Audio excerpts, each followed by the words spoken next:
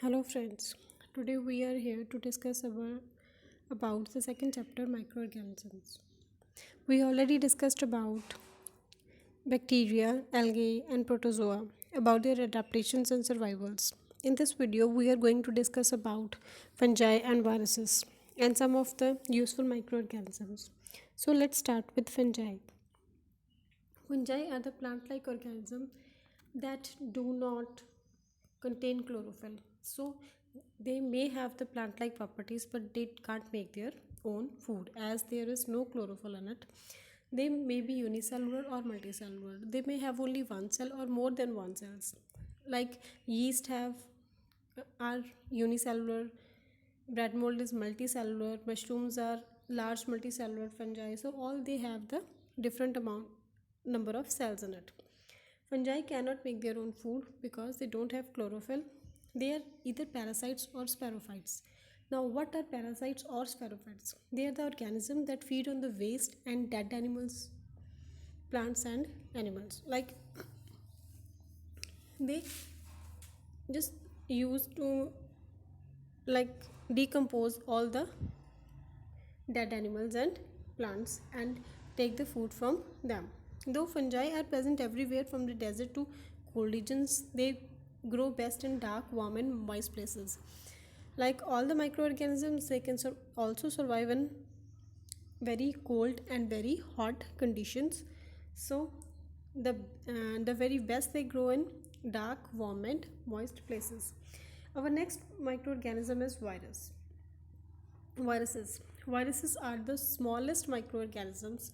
They do not have cellular structure like other microorganisms.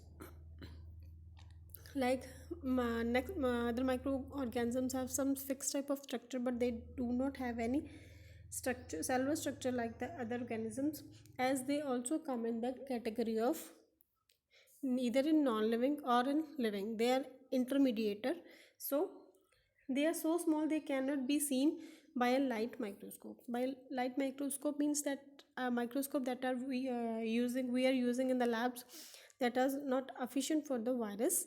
So to observe viruses scientists use electron microscope, which magnifies object to more than 2 lakh times.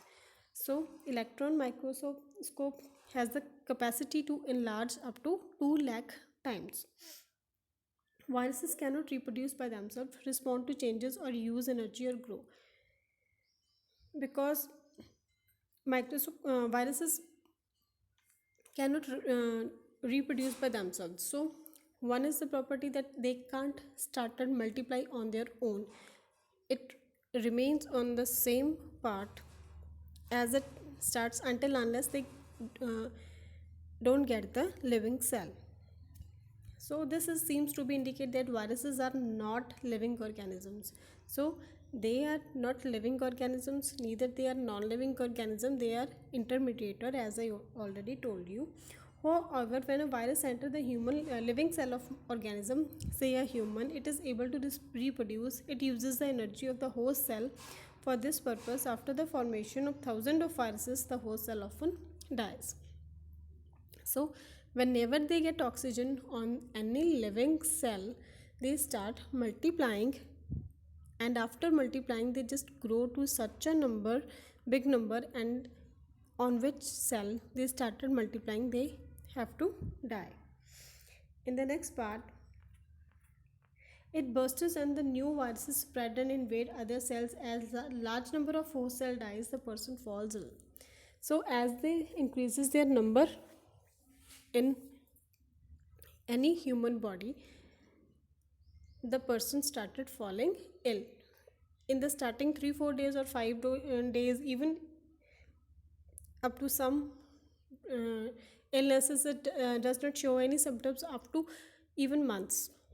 But when they show, it almost damages the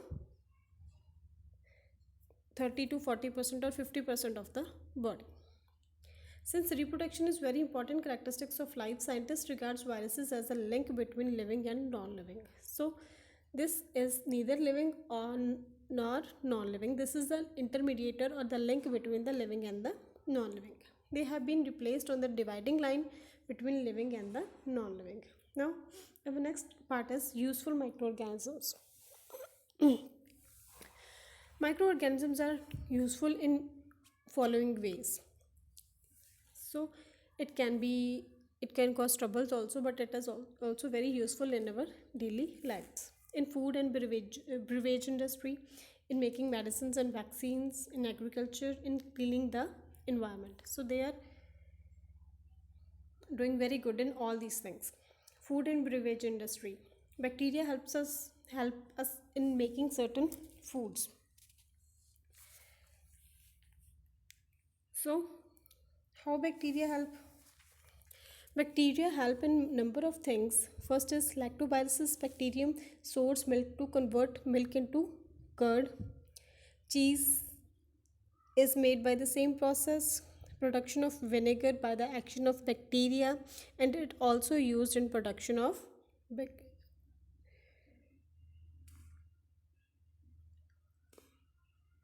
how.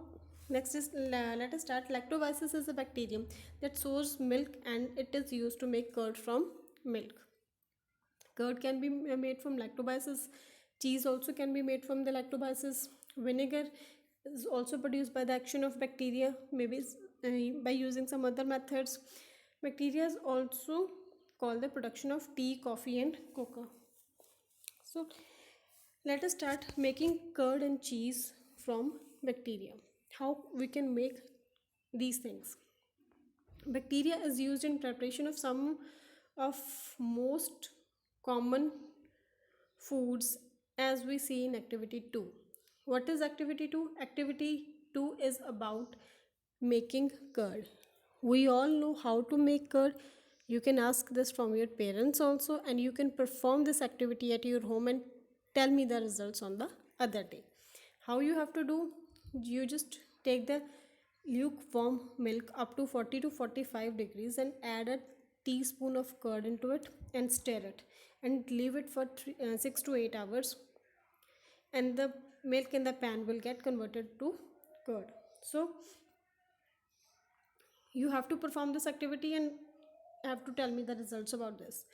Curd contains bacterium called lactobacillus. When a little curd or a starter means a 1 teaspoon of curd you have to put in that milk, that is starter. It multiplies and cover the milk into curd. Curd or dahi is known as plain yogurt. In many countries, it is also available in many flavors such as fruit and chocolate. Industrially, also yogurt is prepared by adding lactobacillus bacteria to milk. So, on the industrial basis, it is made by the same process. The production of cheese also starts by curdling of milk using lactobacillus bacteria. Even the when you have to make cheese, you have to start with the same process. Different bacteria are then added depending on the type of cheese being made. So rest we will discuss in our next video. Thanks for watching.